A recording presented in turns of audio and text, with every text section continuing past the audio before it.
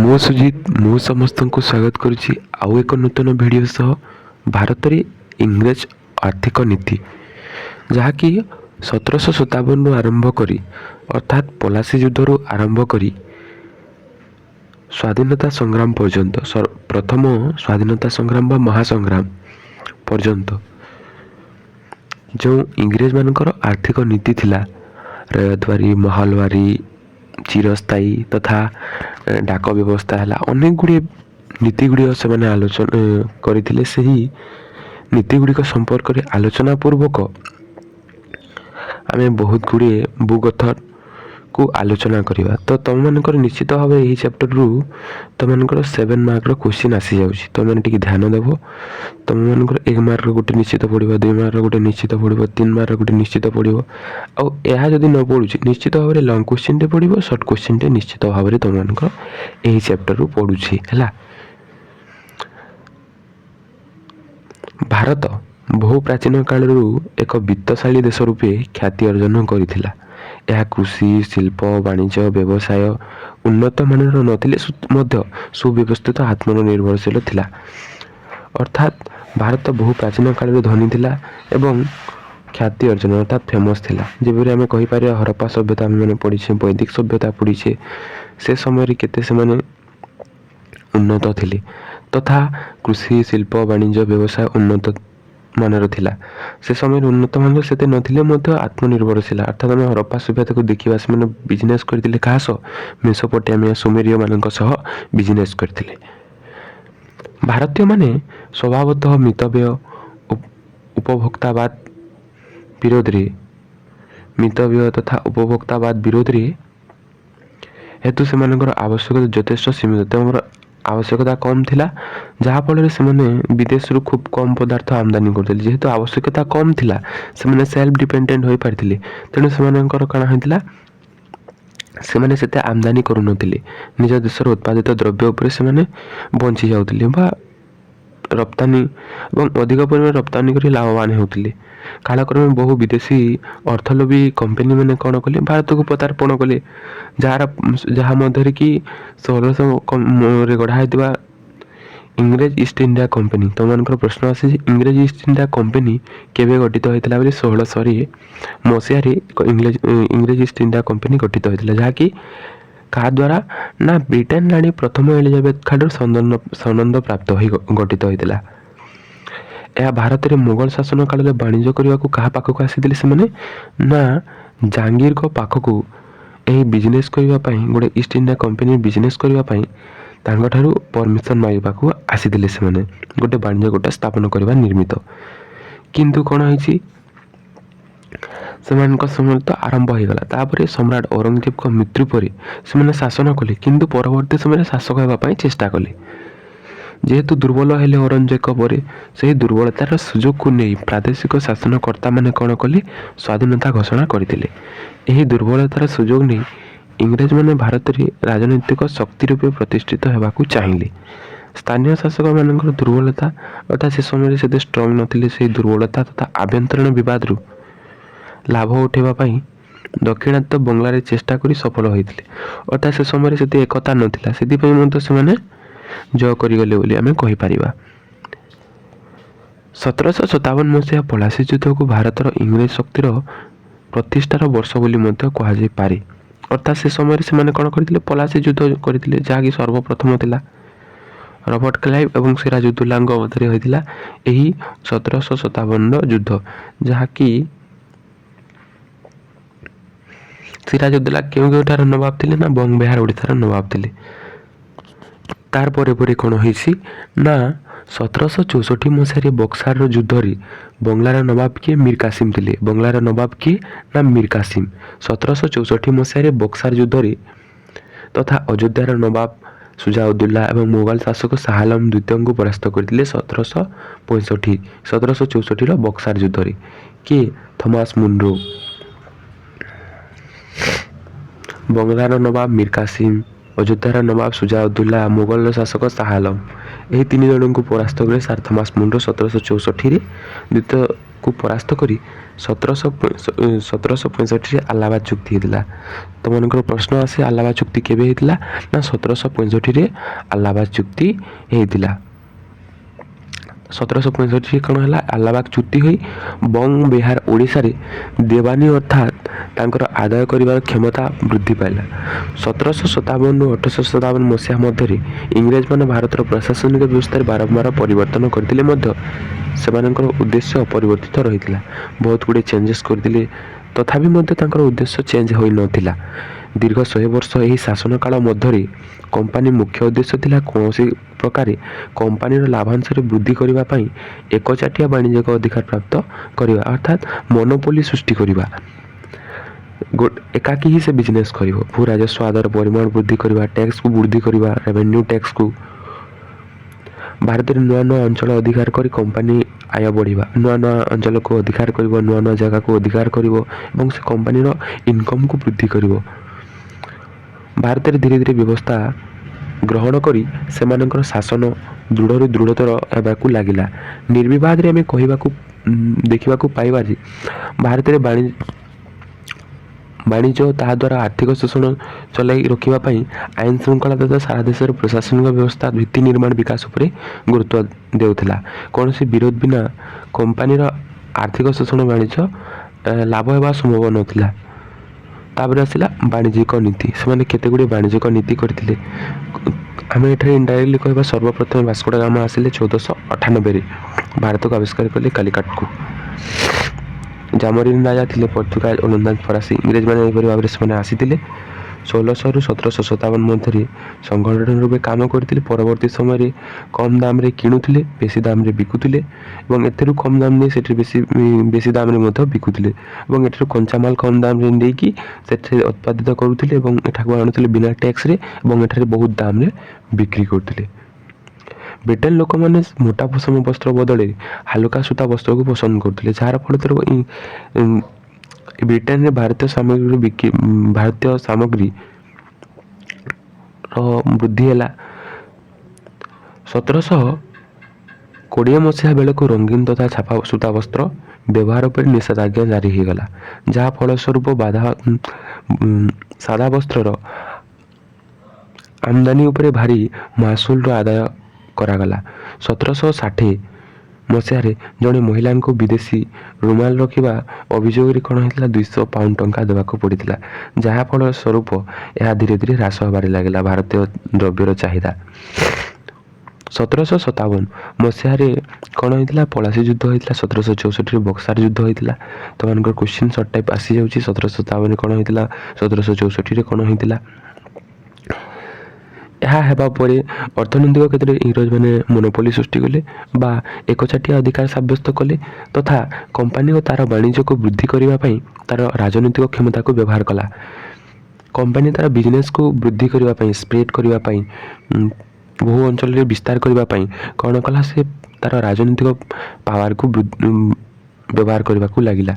ଯେହେତୁ ସେ ରାଜାମାନଙ୍କୁ ହରାଇ ସାରିଛି, ନିଶ୍ଚିତ ଭାବରେ ତା'ର ଆର୍ମି ଷ୍ଟ୍ରଙ୍ଗ ଅଛି, ତେଣୁ ସେ ନିଜର ଟେରିଟୋରିକୁ ବୃଦ୍ଧି କରିବାକୁ ଲାଗିଲା।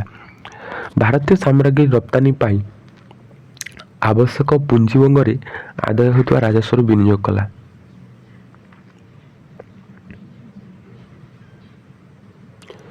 ଯାହା ବି ଆଦାୟ ହେଉଛି ତାହାକୁ ବିନିଯୋଗ କରିବାରେ ଲାଗିଲା। 1750 ଆଉ 51ରେ ଭାରତରୁ ଇଂଲଣ୍ଡରୁ ରପ୍ତାନିର ମୋଟ ମୂଲ୍ୟ ଥିଲା 15 ଲକ୍ଷ ପାଉଣ୍ଡ, ଯାହା 1797-98ରେ ବୃଦ୍ଧି ପାଇ ତାହା 580 ଲକ୍ଷ ପାଉଣ୍ଡ ହେଲା। ତ ଏହା ଥିଲା, ତୁମେମାନେ ଟିକେ ଟିକେ ଦେଖିଦେବ ହେଲା। ତାପରେ ହେଲା ଶିଳ୍ପ ବିପ୍ଳବର ଅଭିବୃଦ୍ଧି ଯୋଗୁଁ ଏହାର ଅର୍ଥ ବ୍ୟବସ୍ଥା ଭାରତ ସହ ତାହାର ସମ୍ପର୍କ ଆର୍ଥିକ ସମ୍ବନ୍ଧରେ ଆମୂଳଚୂଳ ପରିବର୍ତ୍ତନ ହେଲା ଏବଂ ଅଷ୍ଟାଦଶ ଶତାବ୍ଦୀର ଦ୍ୱିତୀୟାର୍ଦ୍ଧରେ ତଥା ଊନବିଂଶ ଶତାବ୍ଦୀର ପ୍ରଥମ କିଛି ଦଶନ୍ଧି ମଧ୍ୟରେ ଆର୍ଥିକ ସାମାଜିକ କ୍ଷେତ୍ରରେ କ'ଣ କ'ଣ ପରିବର୍ତ୍ତନ ହୋଇଥିଲା ତାକୁ ଟିକେ ଦେଖିଦେବା। ଏହି ସମୟ ମଧ୍ୟରେ ବ୍ରିଟିଶ ଶିଳ୍ପ ଆଧୁନିକ ଯନ୍ତ୍ରର ବ୍ୟବହାର ହେଲା, ବହୁତ ଟେକ୍ନୋଲୋଜିର ଆରମ୍ଭ ହେଲା, ପ୍ରିଣ୍ଟିଂ ପ୍ରେସ୍ ହେଲା ତଥା ଛାପାଖାନା ସୃଷ୍ଟି ହେଲା। କାରଖାନା ବ୍ୟବସ୍ଥାରେ ଉନ୍ନତ ତଥା ପୁଞ୍ଜିବାଦ ଆଧାରରେ ଦୃଢ଼ ବିକାଶ ଏବଂ ବିସ୍ତାର ଲାଭ କଲା। ଅନ୍ୟ କେତେକ କାରଣମାନ ମଧ୍ୟ ଏହି ବିକାଶ ପ୍ରକ୍ରିୟାରେ ସହାୟତା ହେଇଥିଲା। ସର୍ବପ୍ରଥମ ହେଲା ସପ୍ତଦଶ ଶତାବ୍ଦୀରୁ ଇଂଲଣ୍ଡର ବହିର୍ବାଣିଜ୍ୟ ଦ୍ରୁତ ଗତିରେ ବୃଦ୍ଧି ପାଇବାକୁ ଲାଗିଲା। ଯୁଦ୍ଧ ହେଲା, ଉପନିବେଶ ହେଲା ସ୍ଥାପନ ଦ୍ୱାରା ବ୍ରିଟେନ ଅନେକ ବୈଦେଶିକ ବଜାର ଉପରେ ନିୟନ୍ତ୍ରଣ କରିଥିଲା, ଅର୍ଥାତ୍ କଣ୍ଟ୍ରୋଲ କରିବାକୁ ଲାଗିଲା ଅଲଗା ଦେଶର ମାର୍କେଟକୁ। ଅନେକ ବଜାରରେ ତା'ର ଏକଚାଟିଆ ବ୍ୟବସ୍ଥା ହେଲା, ଯେପରି ଭାରତ ଅନ୍ୟ ସମସ୍ତଙ୍କୁ ପରାସ୍ତ କଲା। ଆଧୁନିକ ବୈଷୟିକ ଜ୍ଞାନ ଅର୍ଥାତ୍ ମଡ଼ର୍ଣ୍ଣ ଟେକ୍ନୋଲୋଜି ହେଲା, ତା'ର କୌଶଳ ପ୍ରୟୋଗ କରି ତା'ର ରପ୍ତାନି ଯୋଗ୍ୟ ସାମଗ୍ରୀର ଉତ୍ପାଦନ ବୃଦ୍ଧି ହେଲା। ଯାହା ସେ ପଠାଉଥିଲା ତା'ର ଉତ୍ପାଦନକୁ ସେ ବୃଦ୍ଧି କଲା। ରପ୍ତାନି ବଜାର ଉପରେ ତାହାର ଦଖଲ ଏହା ପାଇଁ ସହାୟକ ହୋଇଥିଲା। ଆଫ୍ରିକା ହେଲା, ଲାଟିନ୍ ହେଲା, ଆମେରିକା ହେଲା, କାନାଡ଼ା ହେଲା, ୱେଷ୍ଟଇଣ୍ଡିଜ ହେଲା, ଅଷ୍ଟ୍ରେଲିଆ ହେଲା କି ଚୀନ, ଭାରତ ଆଦି ଦେଶରେ ରପ୍ତାନିର ଅସୀମ ସୁବିଧା ଇଂଲଣ୍ଡ ପାଖରେ ପହଞ୍ଚିଥିଲା। ଶିଳ୍ପ ବିପ୍ଳବ ଏଥିପାଇଁ ଇଂଲଣ୍ଡର ବିଶେଷ ସହାୟକ ହୋଇଥିଲା ବୋଲି ଆମେ କହିପାରିବା। ସେକେଣ୍ଡତଃ ନୂଆ ନୂଆ କାରଖାନା ପ୍ରତିଷ୍ଠା ପାଇଁ ବ୍ରିଟେନ ପାଖରେ ଯଥାଯଥ ପୁଞ୍ଜି ଥିଲା। ଏହି ପୁଞ୍ଜି ସାମନ୍ତବାଦୀ ପାଖରେ ନଥାଇ ଶିଳ୍ପପତି ଓ ବ୍ୟବସାୟୀ ଗୋଷ୍ଠୀ ହାତରେ ଥିଲା। ଯେଉଁ ନୂଆ ନୂଆ କାରଖାନା ସୃଷ୍ଟି ହେଲା, ସେହି କାରଖାନାର ପୁଞ୍ଜି ଦେଇଥିଲେ ଅନେକ ଗୁଡ଼ିଏ ଶିଳ୍ପପତି ଓ ବ୍ୟବସାୟୀ। ସେମାନେ ନୂଆ ଶିଳ୍ପ ପ୍ରତିଷ୍ଠା କରିବା ପାଇଁ ଚେଷ୍ଟା ଆରମ୍ଭ କଲେ ଏବଂ ଔପନିବେଶିକ ଶୋଷଣ ଏହି ପୁଞ୍ଜି ସୃଷ୍ଟି କରିଥିଲା। ଯାହାଫଳରେ ଏହି ପୁଞ୍ଜି ସୃଷ୍ଟି ଯୋଗୁଁ ଉପନିବେଶତା ଗୋଟିଏ ଜାଗାକୁ ଯାଇ ସେମାନେ ସେଠାରେ ନିଜ ଅଧୀନରେ ରଖିବେ ଲୋକମାନଙ୍କୁ। ବିଶେଷ ଭାବରେ ପଲାସି ଯୁଦ୍ଧ ପରେ ଇଷ୍ଟ ଇଣ୍ଡିଆ କମ୍ପାନୀ ଓ ତାହାର କର୍ମଚାରୀମାନେ ଭାରତରୁ ବିପୁଳ ଧନ ସମ୍ପଦ ଲୁଣ୍ଠନ କରି ନେଇଥିଲେ। 1757 ହୋଇଥିବା ପଲାସି ଯୁଦ୍ଧ ପରେ ଏବଂ 65 ବେଳକୁ ବଙ୍ଗ ବିହାର ଓଡ଼ିଶାରେ ତାଙ୍କର ଦେୱାନୀ ହେଇଥିଲା, ଯାହାକି ସେମାନେ ଟ୍ୟାକ୍ସ କଲେକ୍ଟ କରୁଥିଲେ, ଅଧିକାର ପାଇଲେ। ଦୃଢ଼ ଶିଳ୍ପ ବିକାଶ ପାଇଁ ଅଧିକ ସଂଖ୍ୟାରେ ଓ କମ୍ ପରିମାଣରେ କମ୍ ଶ୍ରମିକ ଉପଲବ୍ଧ ହେଲେ, ଅର୍ଥାତ୍ କମ୍ ଟଙ୍କାରେ ସେମାନେ ଶ୍ରମିକକୁ ଉପଲବ୍ଧ କରାଇଲେ। ବ୍ରିଟେନର ଦ୍ରୁତ ଜନସଂଖ୍ୟା ବୃଦ୍ଧି ଆବଶ୍ୟକତାକୁ ପୂରଣ କଲା ଏବଂ 1740 ମସିହା ପରେ ଇଂଲଣ୍ଡର ଜନସଂଖ୍ୟା ଦ୍ରୁତ ଗତିରେ ବୃଦ୍ଧି ପାଇବାକୁ ଲାଗିଲା। ମାତ୍ର 50 ବର୍ଷରେ 1780 ବେଳକୁ ଏକ ଦ୍ୱିଗୁଣିତ ହୋଇଯାଇଥିଲା। ବ୍ରିଟେନରେ ସେତେବେଳେ ଏମିତି ଏକ ସରକାର ଶାସନ କଲା ଯାହାକି ବ୍ୟବସାୟ ଶିଳ୍ପମାନଙ୍କ ଦ୍ୱାରା ବହୁ ମାତ୍ରାରେ ପ୍ରଭାବିତ ହୋଇଥିଲା। ତେଣୁ ବଜାର ଉପନିବେଶ ଲାଭ ପାଇଁ ସରକାର ଅନ୍ୟ ଦେଶଗୁଡ଼ିକ ସହ ଯୁଦ୍ଧ କରିବାକୁ ଲାଗିଲା। ତା'ର ବିଜନେସକୁ ବୃଦ୍ଧି କରିବା ପାଇଁ, ତଥା ଟେରିଟୋରୀ ତା'ର କମ୍ପାନୀକୁ ସବୁଆଡ଼େ ପ୍ରସାର କରିବା ପାଇଁ ଅନେକ ଗୁଡ଼ିଏ ଯୁଦ୍ଧ ମଧ୍ୟ କରିବାକୁ ଲାଗିଲା। ପଞ୍ଚମରେ ହେଲା ଯେତେବେଳେ ଉତ୍ପାଦନର ଚାହିଦା ବୃଦ୍ଧି ହେଲା, ଯଦି ସେ ପ୍ରଡ଼କ୍ଟର ଡିମାଣ୍ଡ ବୃଦ୍ଧି ହେଉଛି ତାହାର ପୂରଣ କରିବା ପାଇଁ ସେ ବୈଷୟିକ ଜ୍ଞାନକୌଶଳ ବ୍ୟବହାର କରିବ, ଯାହାଫଳରେ ସେ ବେଶୀ ଉତ୍ପାଦନ କରିପାରିବ। ଅନେକ ନୂତନ ଉଦ୍ଭାବକମାନେ ନୂଆ ନୂଆ ଉଦ୍ଭାବନମାନ ଏହି ସମୟରେ କରିଥିଲେ, ଯେପରି ହାରଗ୍ରିଭ୍ସ, ଜେମ୍ସ ୱାଟ୍, କାର୍ଟରାଇଟ୍ ଓ ଆହୁରି ଅନେକ ଉଦ୍ଭାବକମାନେ ଶିଳ୍ପ ବିପ୍ଳବର ବୃଦ୍ଧିରେ ସହାୟକ ହୋଇଥିଲେ ଏବଂ ବାଷ୍ପୀୟ ଇଞ୍ଜିନ ସୃଷ୍ଟି ହୋଇଥିଲା। ଏହି ସମୟରେ ବାଷ୍ପୀୟ କାରଖାନା ମଧ୍ୟ ସୃଷ୍ଟି କରିଥିଲେ। ନୂତନ ଉଦ୍ଭାବନ ପାଇଁ ପ୍ରୋତ୍ସାହନ ଦିଆଗଲା। ଶିଳ୍ପ କ୍ଷେତ୍ରରେ ନୂଆ ସମ୍ଭାବନା ଆରମ୍ଭ ହେଲା। ଶିଳ୍ପ ବିପ୍ଳବ କେବେ ପରିସମାପ୍ତି ଘଟି ନାହିଁ। ଅଷ୍ଟାଦଶ ଶତାବ୍ଦୀର ମଧ୍ୟଭାଗକୁ ଏହାର ଆରମ୍ଭ ହୋଇଛି ଏବଂ ଗୋଟିଏ ପର୍ଯ୍ୟାୟରୁ ଆଉ ଗୋଟିଏ ପର୍ଯ୍ୟାୟକୁ ନିରନ୍ତର ଭାବରେ ଉନ୍ନତି ହେବାକୁ ଲାଗିଛି। 1813 ମସିହା ପରେ ଭାରତ ଔଦ୍ୟୋଗିକ ଇଂଲଣ୍ଡର ଆର୍ଥିକ ଉପନିବେଶ ପରିଣତ ହୋଇଯାଇଛି। ବ୍ରିଟେନର ଅଧିକରୁ ଅଧିକ ଶିଳ୍ପ ପାଇଁ କଞ୍ଚାମାଲ ଯୋଗାଉଥିଲା ଏବଂ ଶ୍ରମିକ ସଂଖ୍ୟା ବୃଦ୍ଧି ପାଇବାରୁ ଇଂଲଣ୍ଡର ଗ୍ରାମାଞ୍ଚଳର କୃଷିଜାତ ଦ୍ରବ୍ୟର ଉତ୍ପାଦନ କମ୍ ହେଲା। ତେଣୁ ଭାରତରୁ ଖାଦ୍ୟଶସ୍ୟ ମଧ୍ୟ ଇଂଲଣ୍ଡର ଶ୍ରମିକମାନଙ୍କ ପାଇଁ ନିଆଯାଉଥିଲା। ଖାଦ୍ୟଶସ୍ୟ କମ୍ ହେବା ଯୋଗୁଁ କ'ଣ ହେଲା ନା, ଭାରତରୁ ମଧ୍ୟ ସେ ଖାଦ୍ୟଶସ୍ୟକୁ ନିଆଗଲା। ଏହା ସହ ଭାରତ ଇଂଲଣ୍ଡର ଉତ୍ପାଦିତ ସାମଗ୍ରୀ ପାଇଁ ବିସ୍ତୃତ ବଜାର ରୂପେ ବ୍ୟବହୃତ ହେଲା ଏବଂ ଏହିଭଳି ଭାବରେ 1813 ପରବର୍ତ୍ତୀ କାଳରେ ଇଷ୍ଟ ଇଣ୍ଡିଆ କମ୍ପାନୀର ବାଣିଜ୍ୟ ନୀତି ବ୍ରିଟିଶ ଶିଳ୍ପର ଚାହିଦାକୁ ଦୃଷ୍ଟିରେ ରଖି ନିର୍ଦ୍ଧାରିତ ହୋଇଥିଲା।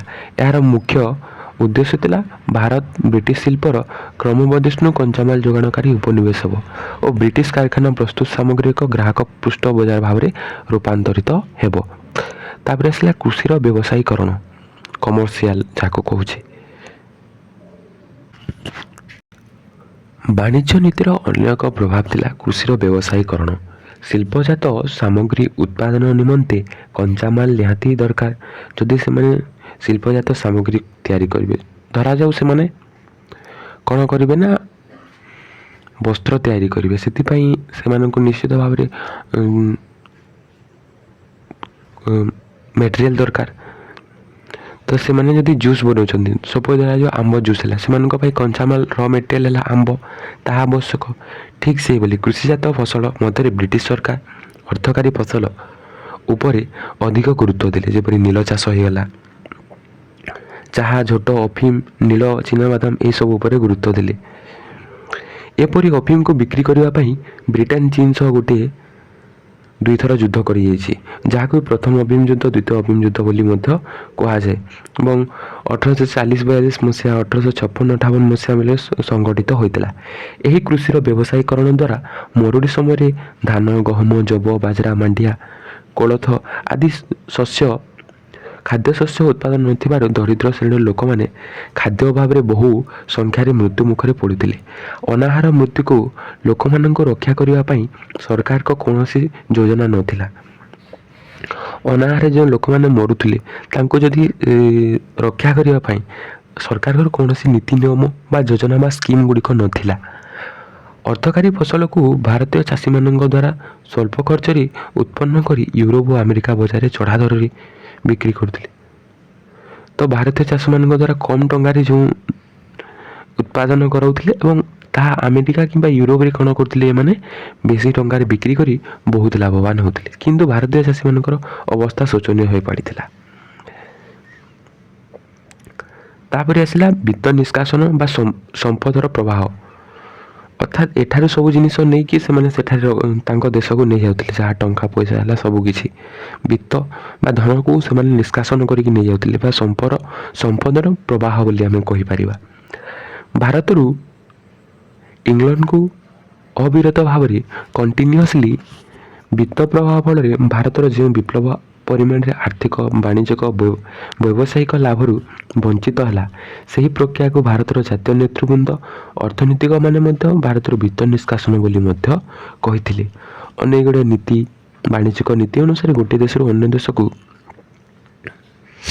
ବିତ୍ତ ନିଷ୍କାସନ ହେଲା ବୋଲି କୁହାଯିବ। ଯେତେବେଳେ ସେ ଦେଶର ବାଣିଜ୍ୟ ବ୍ୟବସାୟରେ ମୂଲ୍ୟ ବିନିମୟରେ ଦିଆଯାଉଥିବା ସୁନା ରୂପାର ମୂଲ୍ୟ ବହୁ ଗୁଣରେ ଅଧିକ ହୋଇଥିବ, ସୁନା ରୂପାର ମୂଲ୍ୟ କ'ଣ ହେବ, ବହୁ ଗୁଣରେ ଅଧିକ ହେବ। ଏହି ନ୍ୟାୟରେ ଇଂଲଣ୍ଡ ସହ ଭାରତର ବାଣିଜ୍ୟିକ କାରବାର ଖୁବ୍ ସୀମିତ ଥିଲେ ମଧ୍ୟ ଭାରତକୁ ଏଥିପାଇଁ ବହୁମୂଲ୍ୟ ଦେବାକୁ ପଡ଼ୁଥିଲା। ଏହି ନୀତି ଅନୁସାରେ ବ୍ରିଟେନ ଭାରତରୁ ନେଉଥିବା ସାମଗ୍ରୀର ପ୍ରତିବଦଳରେ ଭାରତକୁ କୌଣସି ଆର୍ଥିକ ଭୌତିକ ପାଉଣା ଦେଉନଥିଲା। ଅନେକ ଅନୈତିକ ଉପାୟରେ କ'ଣ ଇଂଲଣ୍ଡ ଭାରତକୁ ଆର୍ଥିକ ଶୋଷଣ କରିଛି ଏବଂ ବିତ୍ତ ନିଷ୍କାସନ କରିଛି ଏବଂ ଆର୍ଥିକ ନିଷ୍କାସନ ଫଳସ୍ୱରୂପ ଭାରତରେ ଅର୍ଥନୈତିକ ଦୁରବସ୍ଥା ଦେଖାବାକୁ ମିଳିଛି। ଭାରତରେ ଇଂରେଜ ଶାସନର ଏକ ବଡ଼ ବିଶେଷତ୍ୱ ଏବଂ ଇଂରେଜମାନେ ଆସିବା ପୂର୍ବରୁ ଭାରତର ଶାସନମାନେ ଲୋକମାନଙ୍କଠାରୁ ଅସୁଲ କରୁଥିଲେ। ରାଜସ୍ୱରୁ ଦେଶ ଭିତରେ ଖର୍ଚ୍ଚ ହେଉଥିଲା, ଯାହା ଟ୍ୟାକ୍ସ କଲେକ୍ଟ କରୁଥିଲେ ତାକୁ ହିଁ ଖର୍ଚ୍ଚ କରିଦେଉଥିଲେ। ସେମାନେ ଜଳସେଚନ ପାଇଁ କେନାଲ, ଗମନାଗମନ ପାଇଁ ରାସ୍ତା ନିର୍ମାଣ କରୁଥିଲେ। ରାଜପ୍ରସାଦ, ମନ୍ଦିର, ମସଜିଦ ନିର୍ମାଣ, ଯୁଦ୍ଧ ଅଭିଯାନରେ ମଧ୍ୟ ବ୍ୟୟ ଓ ସେମାନଙ୍କର ବ୍ୟକ୍ତିଗତ ଜୀବନ ବିଳାସ ବେସନ ପାଇଁ ମଧ୍ୟ ସେମାନେ ଖର୍ଚ୍ଚ କରୁଥିଲେ। 1757 ଓ 1857 ମସିହା ପର୍ଯ୍ୟନ୍ତ କମ୍ପାନୀ ହାତରେ ଥିଲା ତାହା ଓ ତାହା ପରବର୍ତ୍ତୀ ସମୟରେ ଇଂଲଣ୍ଡ ସରକାର ପରିଚାଳନା କଲେ ଏବଂ ଜନସାଧାରଣଙ୍କୁ ଆଦାୟ ହେଉଥିବା ଟିକସ ଆୟ ଭାରତରେ ଖର୍ଚ୍ଚ ନ କରି ତାହା ଦେଶରେ ତାଙ୍କର ଖର୍ଚ୍ଚ କରୁଥିଲେ, ତାଙ୍କ ଦେଶକୁ ନେଇକି ଇଂଲଣ୍ଡକୁ ଯାଇକି, ଯାହାକି ଯାହା ବି କଞ୍ଚାମାଲ ଓ ଖାଦ୍ୟଶସ୍ୟ ଯାହା ଭାରତରୁ ସେହି ଆୟରୁ କିଣୁଥିଲେ, ଯାହା ସବୁ ଏଠାର ପଇସାକୁ କିଣାକୁଣି କଲେ ଏବଂ ସେଠାରେ ଯାଇକି ଏସ୍ କଲେ ସେମାନେ। ତାହା ଖୁବ୍ କମ୍ ସମୟରେ ହେଉଥିଲା, ଯାହାଦ୍ୱାରା ଆମ କୃଷକ ଓ କାରିଗରମାନଙ୍କର ଆର୍ଥିକ ଅବସ୍ଥାରେ ଉନ୍ନତିରେ ସହାୟକ ହେଉନଥିଲା। 1757 ମସିହାରୁ ପଳାସୀ ଯୁଦ୍ଧ ପରେ ବଙ୍ଗଳାରୁ ଏହି ଆର୍ଥିକ ଦୋହନ ପ୍ରକ୍ରିୟା ଆରମ୍ଭ ଓ ବକ୍ସାର ଯୁଦ୍ଧ 1764 ବିଜୟ ପରେ ତ୍ୱରାନ୍ୱିତ ହେଲା। 1757ରୁ 1765 ମସିହା ମଧ୍ୟରେ ଇଂରେଜମାନେ ଭାରତରୁ 6 ଲକ୍ଷ ପାଉଣ୍ଡ ସମ୍ପତ୍ତି ନେଇଯାଇଥିଲେ ଏବଂ ବଙ୍ଗଳାର ନବାବ 1765ରେ ଆଦାୟ କରିଥିବା ମୋଟ ଜମିର ଖଜଣାର ପ୍ରାୟ 4 ଗୁଣ ଏବଂ 1765ରେ କମ୍ପାନୀ ବଙ୍ଗ ବିହାର ଓଡ଼ିଶା ଦେୱାନୀ ମୋଗଲ ସମ୍ରାଟଠାରୁ ଆଲାହାବାଦ ଚୁକ୍ତି ଅନୁସାରେ ପାଇଥିଲେ।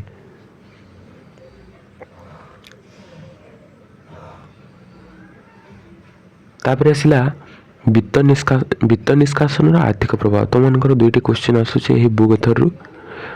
ଭାରତୀୟ ତୁଙ୍ଗ ନେତାମାନେ ଏହି ପ୍ରକ୍ରିୟାରେ ଫଳାଫଳ ଭଲ ରୂପେ ବୁଝିଗଲେ ଏବଂ ଦାଦାଭାଇ ନାରୋଜୀ, ଗୋପାଳକୃଷ୍ଣ ଗୋଖଲେ, ରମେଶ ଚନ୍ଦ୍ର ଦତ୍ତ। ଦାଦାଭାଇ ନାରୋଜୀ ହେଲା poverty and on British rule of India, ଦାରିଦ୍ର୍ୟ ଓ ଭାରତରେ ଅଣ ବ୍ରିଟିଶ ଶାସନ ବୁକ୍ ଲେଖିଥିଲେ ଏହି ବିତ୍ତ ନିଷ୍କାସନକୁ ଦେଖିକି, ତଥା ରମେଶ ଚନ୍ଦ୍ର ଦତ୍ତ ଲେଖିଥିଲେ ଇକୋନୋମିକ୍ ହିଷ୍ଟ୍ରି ଅଫ୍ ଇଣ୍ଡିଆ ଅର୍ଥାତ୍ ଅର୍ଥନୈତିକ ଇତିହାସ ରଚନା କରି ଲୋକମାନଙ୍କୁ ବ୍ରିଟିଶର ବିତ୍ତ ନିଷ୍କାସନ ସମ୍ପର୍କରେ ସଚେତନ କରିଥିଲେ ଏବଂ ଗୋପାଳକୃଷ୍ଣ ଗୋଖଲେ ରାଜକୀୟ ଆଇନ ପ୍ରଣୟନ ପରିଷଦ ଉପରେ ଆଲୋଚନା କରିଥିଲେ। ଦାଦାଭାଇ ନାରୋଜୀ ବିତ୍ତ ନିଷ୍କାସନ ମନ୍ଦ କର୍ମର ମନ୍ଦ ଓ ଭାରତର ଦାରିଦ୍ର୍ୟତାର ମୁଖ୍ୟ କାରଣ ବୋଲି ବର୍ଣ୍ଣନା କରିଥିଲେ। ସେ କହିଥିଲେ ଯେ ବ୍ରିଟେନ ଭାରତର ଉକ୍ତ ଶୋଷଣ କରି ତାକୁ ରକ୍ତହୀନ କରିଦେଇଛି, ସବୁ ଶୋଷଣ କରି ଆଉ ରକ୍ତ ନାହିଁ ବୋଲି ସେ କହିଛନ୍ତି। ଅନ୍ୟ ବିଦେଶୀ ଐତିହାସିକ ମତରେ ଭାରତରୁ ଆଦାୟ ହେଉଥିବା ଅର୍ଥ ଭାରତୀୟଙ୍କ ଉନ୍ନତି ନିମନ୍ତେ ଖର୍ଚ୍ଚ ନୁହେଁ, ଇଂଲଣ୍ଡର ନାଗରିକଙ୍କ ସୁଖ ସ୍ୱାଚ୍ଛନ୍ଦ୍ୟ ନିମନ୍ତେ ଖର୍ଚ୍ଚ ହେଉଥିଲା ବୋଲି ସେ କହିଛନ୍ତି। ତାପରେ ଯୋଗାଯୋଗରେ କ'ଣ ବିକାଶ ହେଇଛି। ଇଂରେଜମାନଙ୍କ ଆଗମନ ପୂର୍ବରୁ ଭାରତରେ କୌଣସି ସେମିତି ଉନ୍ନତ ହୋଇନଥିଲା, ଯୋଗାଯୋଗର ସେପରି ସୁବିଧା ନଥିଲା। ଆମେ କହିପାରିବା ଅତି ବଡ଼ ବଡ଼ ସହରକୁ ଯୋଗାଯୋଗ କରୁଥିବା ରାସ୍ତା ଗୁଡ଼ିକ ମଧ୍ୟ ଉନ୍ନତ ନଥିଲା। ସହରର ଉପାନ୍ତରେ ଥିବା ଅନତି ଦୂରରେ ଅବସ୍ଥିତ ଗ୍ରାମଗୁଡ଼ିକରେ ସଡ଼କ ପଥରେ ବଳଦ ଗାଡ଼ି, ଘୋଡ଼ା, ଓଟ, ଗଧ ଆଦିକୁ ଯାନବାହନର ମାଧ୍ୟମ ରୂପେ ବ୍ୟବହାର କରୁଥିଲେ ତଥା ଏହା ଯାତାୟାତ ମାଲ ପରିବହନ ମାଧ୍ୟମ ଥିଲା। ଟ୍ରାନ୍ସପୋର୍ଟ କମ୍ୟୁନିକେସନର ଗୋଟେ ମାଧ୍ୟମ ହେଲା ବଳଦ ଗାଡ଼ି, ଘୋଡ଼ା ଆଦି ମାଧ୍ୟମରେ। ଆଭ୍ୟନ୍ତରୀଣ ବାଣିଜ୍ୟ ବ୍ୟବସାୟ ପାଇଁ ତତ୍କାଳୀନ ରାସ୍ତାଘାଟ ସେତେ ପରିମାଣରେ ଭଲ ନଥିଲା, ବାଧକ ନଥିଲା ବି ଚଳି ଯାଉଥିଲା ଏବଂ ଜଳପଥରେ ନୌକା ଓ ଭେଲା ସାହାଯ୍ୟରେ ପଣ୍ୟ ଦ୍ରବ୍ୟ ଗୁଡ଼ିକ ଗୋଟିଏ ସ୍ଥାନରୁ ଅନ୍ୟ ସ୍ଥାନକୁ ଯାଉଥିଲା। ପଣ୍ୟ ଦ୍ରବ୍ୟ କହିଲେ ଆମେ ଗୋଟେ ଦ୍ରବ୍ୟ ବଦଳରେ ଆଉ ଗୋଟେ ଦ୍ରବ୍ୟ ପାଇଥାଏ, ଯାହା ଯେପରି ଆମେ ଜଣଙ୍କ ପାଖକୁ ଧାନ ନେବା, ସେ ଆମକୁ କିଛି ଖାଦ୍ୟଶସ୍ୟ ଦେବ, ଠିକ୍ ସେହିପରି ବ୍ୟବସାୟର ପ୍ରାରମ୍ଭିକ ସ୍ତରରେ ଗମନାଗମନର ଉନ୍ନତି ନିମନ୍ତେ ଇଷ୍ଟ ଇଣ୍ଡିଆ କମ୍ପାନୀ ଗୁରୁତ୍ୱ ଦେଇ ନଥିଲା। କାଳକ୍ରମେ କମ୍ପାନୀର ବାଣିଜ୍ୟ କାରବାର ବୃଦ୍ଧି ଘଟିଲା। ବ୍ରିଟିଶ ସରକାର ଅନୁଭବ କଲେ ଯେ ବହୁ ପରିମାଣରେ ବିଦେଶୀ ବସ୍ତୁ ଭାରତର ସମସ୍ତ ଅଞ୍ଚଳରେ ପହଞ୍ଚିବା ପାଇଁ ଏବଂ ଶିଳ୍ପ କାରଖାନା ପାଇଁ ପର୍ଯ୍ୟାପ୍ତ କଞ୍ଚାମାଲ ସଂଗ୍ରହ କରି ବନ୍ଦର ସଂଗ୍ରହମାନ ଦେଇ ରପ୍ତାନି କରିବା ପାଇଁ ଶସ୍ତା ଓ ସହଜ ଯାତାୟାତ ବ୍ୟବସ୍ଥାର ବିକାଶ କରିବା ଆବଶ୍ୟକ। ଅର୍ଥାତ୍ କମ୍ ଟଙ୍କାରେ ଆମେ କଞ୍ଚାମାଲ କିପରି ଗେଦର କରିବା ବା ସଂଗ୍ରହ କରିବା ତଥା ଆମେ କିଭଳି ଭାବରେ ଯାତାୟାତର ସୁବିଧା କରିପାରିବା। ନଦୀରେ ଷ୍ଟିମରକୁ ଯାତାୟାତ ପାଇଁ ଇଂରେଜମାନଙ୍କ ଉପଯୋଗ କଲେ। ଲର୍ଡ ୱିଲିୟମ ବେଣ୍ଟିଙ୍କ ଶାସନ କାଳରେ ଯଦିଓ ଏଥିପ୍ରତି ବିଚାର କରାଯାଇଥିଲା, ତଥାପି ମଧ୍ୟ ସେହି ଆଖି ଦୃଷ୍ଟିଆ ଉନ୍ନତି ପରିଲକ୍ଷିତ ହୋଇନଥିଲା। 1839ରେ କଲିକତାର ଦିଲ୍ଲୀ ମଧ୍ୟରେ ଗ୍ରାଣ୍ଟନ ରୋଡ୍ ପରବର୍ତ୍ତୀ ଆରମ୍ଭ ହୋଇ 1850ରେ ଶେଷ ହୋଇଥିଲା। ତୁମମାନଙ୍କର ପ୍ରଶ୍ନ ଆସିଛି ଗ୍ରାଣ୍ଟନ ନିର୍ମିତ କାହା ସମୟ ହୋଇଥିଲା? ନା ଶେର ଶାହ ସୁରୀ, ଏବଂ ଏହା 1839ରୁ 1850 ମଧ୍ୟରେ ନିର୍ମିତ ହୋଇଥିଲା।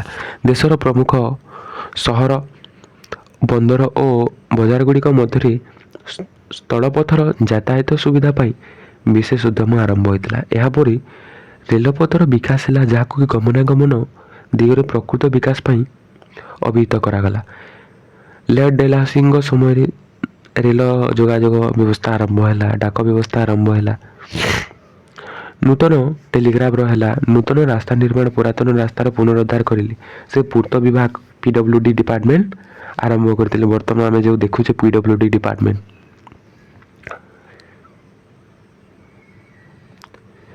ତଥା ବୈଦେଶିକ ବାଣିଜ୍ୟ କଲକାତା, ମାଦ୍ରାସ, ବମ୍ବେ ବନ୍ଦରର ଜରିଆରେ ସମ୍ପାଦିତ ହେଉଥିବା ଦେଶ ବିଦେଶର ଆଭ୍ୟନ୍ତରୀଣ ବାଣିଜ୍ୟ ପାଇଁ ଗଙ୍ଗା, ବ୍ରହ୍ମପୁତ୍ର, ମହାନଦୀ, ଗୋଦାବରୀ, କୃଷ୍ଣା, କାବେରୀ ପ୍ରଭୃତି ନଦୀଗୁଡ଼ିକରେ ବାଷ୍ପଚାଳିତ ଇଞ୍ଜିନ ନୌକା ଦ୍ୱାରା ବାଣିଜ୍ୟ ବ୍ୟବସାୟ ସାମଗ୍ରୀମାନ ନେବା ଆଣିବା ହେଉଥିଲା।